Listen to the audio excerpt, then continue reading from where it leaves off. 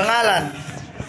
Ang pangalan ay salita o bahagi ng pangungusap na tumutukoy sa ngalan ng tao, bagay, o hayop at pangyayari.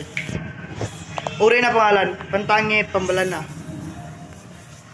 Pantangi, tumutukoy sa tiyak na ngalan ng tao, bagay, hayop, buok, pangyayari at iba pa. Karaniwang nagsisimula sa malaking titik.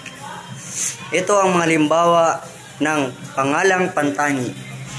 Binibining Maika, Tagum City, Pilipinas.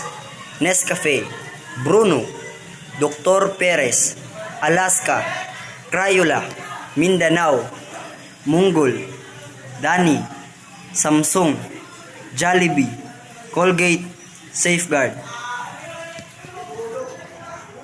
Pambalana. Tumutukoy sa pangkahalatang ngalan ng tao, puok, hayop, bagay, pangyayari at iba pa. Halimbawa ng pambalana: bola, sanggol, relo, paaralan. Thank you.